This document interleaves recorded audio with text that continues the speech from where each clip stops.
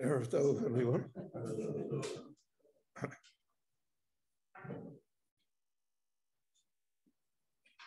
The parsha begins by telling us the genealogy of Korach. Vayikach Korach ben Yitzhar ben Kohos ben Levi. Why do we have to know all of that? It should only say Korach ben Yitzhar, and that's it. You know who his Zeta was, his grand Zeta. So Rashi is always sensitive and proactive to any problems that we may have with the text. There were a series of swearing that was written here in Israel by a good friend of mine, Professor Avigdor Banchek. So he called his swearing, "What's Bothering Rashi?" A very, very good book. For Purim, somebody sent them a mock book called "What's Bothering Banchek?" But anyway, so Rashi is sensitive to the problem here. What is the Torah telling us here? So Rashi says that this is to indicate to us that the Torah did not go past Levi. It did not say Ben Yaakov. If the Torah was listing already the genealogy, so they could have gone all the way back to Yaakov Avinu. So it would be Korach, Yitzhar, Kohos, Levi, Yaakov. But the Torah stops with Levi. So Rashi says, because of the pasuk that Yaakov said, Shimon v'Levi achimein, Shimon and Levi are brothers, Klei chomos mecheroseim, they have a tendency towards violence. Therefore, besodo maltovo nafshi, I don't want to be part of it. I don't want to be mentioned. So because he said, I don't want to be involved, so the Torah abruptly ends at Levi, and it does not say Ben Yaakov. That's what Rashi says here. But all the Meforshim point out that, so to speak, begs the question, because all of us know that Levi is the son of Yaakov. If the Torah didn't want that we should associate Yaakov, it should have said Korach ben Yitzhar, period. We don't go back farther. Once the Torah says that it's Ben Levi, so automatically we know that it's Ben Yaakov. So if he wanted to avoid being involved, what is the reason that it stops at Levi? So there are numerous attempts to explain the situation. But the one I think that's most simple and perhaps most logical is that Rashi is telling us here there are genealogical traits that people inherit. Our DNA is made up of traits that our forefathers had. Chazal say by the tefillah of Yitzchak and Rivka, says Vayetar lo. In heaven, they accepted Yitzchak's tefillah before they had accepted Rivka's. Why? So Rashi there already says, Ein dome tefillah shel tzadik ben tzadik, l'tefillah shel tzadik ben rasha.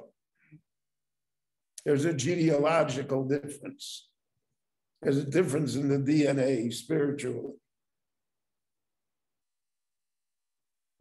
And therefore, the Torah here wants to tell us that this tendency that Korach represents, the tendency to make a machlokas against the Torah leader, the tendency to divide the Jewish people,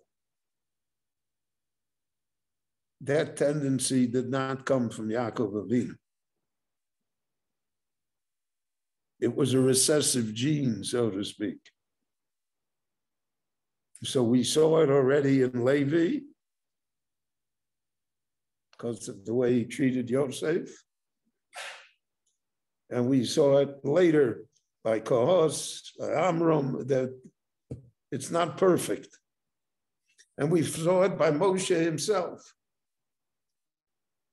Because I'll say that why was the kahuna given to Aaron and not to Moshe? After all, Moshe for a week served as the Kohen Gadol. So the Gemara says simply because of the fact that he killed somebody. In the beginning of the Parsha of Shmos, Vayachas HaMitzri, Vayitmeneo B'Chola. He slew the Egyptian and buried him.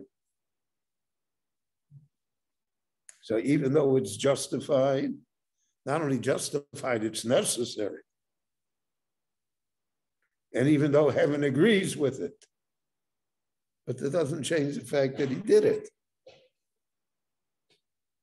So there is implanted, because of the actions of a person, a certain tendency, and that tendency can continue for generations. It's the same idea that Chazal, that we read in the Tanakh, that David HaMelech didn't build the Beis HaMikdash. Because the Navi told him, you killed too many people. You're a great general, you're the Moshiach Shel Yisrael. You're the author of Tehillim, we don't have anybody your equal. But you're not going to build the Beis HaMikdash. The Beis HaMikdash, no metal instrument was allowed to be used in its construction because metals are used for destructive purposes. So you're not going to build the Beis HaMikdash. Shlomo will build it. Shlomo never went to war. So here also, you want to know the antecedent of Korach. Where does this flaw, so to speak, come? So it's Korach ben Yitzhak ben Kos ben Levi. So what Levi was a recessive gene, but it came out 4 generations later with Korach. And that's why in the Torah it says, B'nai Korach lo mesu. The recessive gene was not passed on. The Leviim, so to speak, after this were freed from it. No longer was part of their makeup. So therefore, the Torah limited this to Levi and didn't go to Yaakov. We're going to find a similar thing a few weeks from now in the Parsha of Pinchas. Vayar Pinchas ben Elazar ben Aaron HaKohen. So Pinchas takes a spear and he kills the leader of the tribe of Shimon and the Midianite princess that was his consort. So Rashi already quotes there that the Jewish people disapproved of Pinchas. They said, there's a murderer. That's because he's descended from Yisra, Putiel, through his mother's side. And because Yisra was an Oved Avodah Zarah, so there was a tendency to accept murder, to accept violence. And therefore, that's why Pinchas did it. So the Torah wanted to teach us that that's not where it comes from. It's Pinchas ben Elazar ben Aaron HaKohen. Aaron is Ohev Sabrios, Mekorban HaTorah, Ohev Shalom V'Rodev Shalom. It's not from Yisrael, but that rather it is a positive trait that sometimes has to be employed. Chanoim Pogim. So it's true, he's the only Kanoi in the history of the Jewish people, but nevertheless the Torah provided for it. So again, that's why they wanted to list where it came from.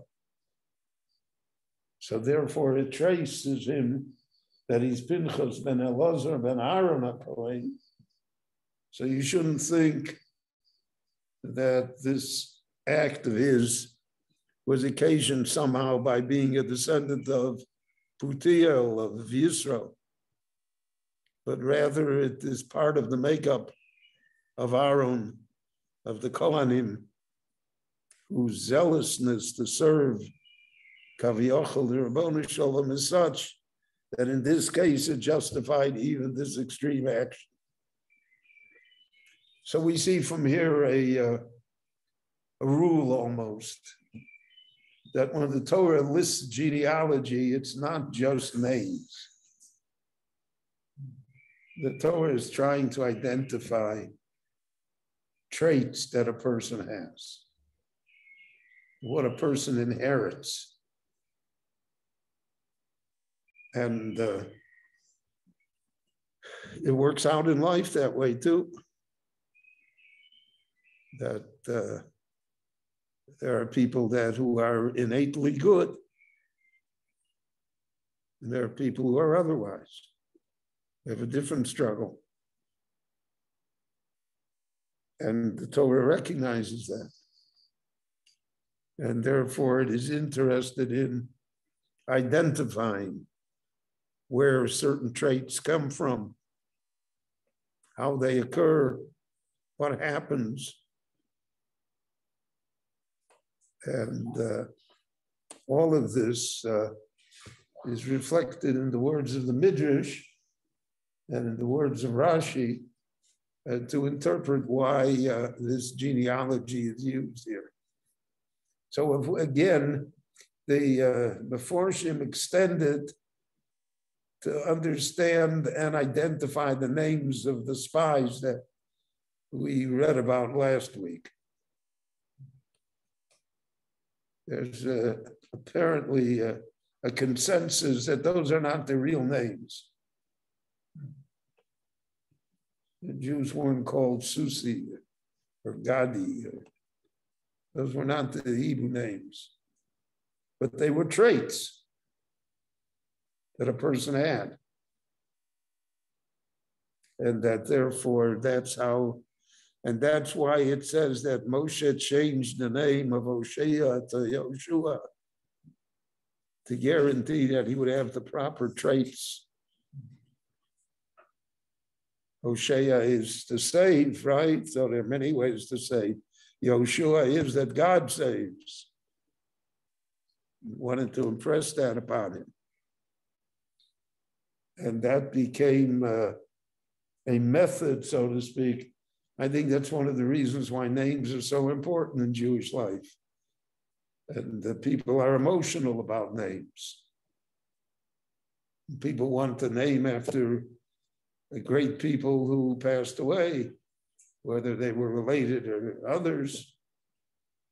Today there's a flood of names after Reb Chaim Kanievsky, for instance, because we want that the child should have those qualities, should have those traits, should be part of his DNA. So all of that is part of the lesson here.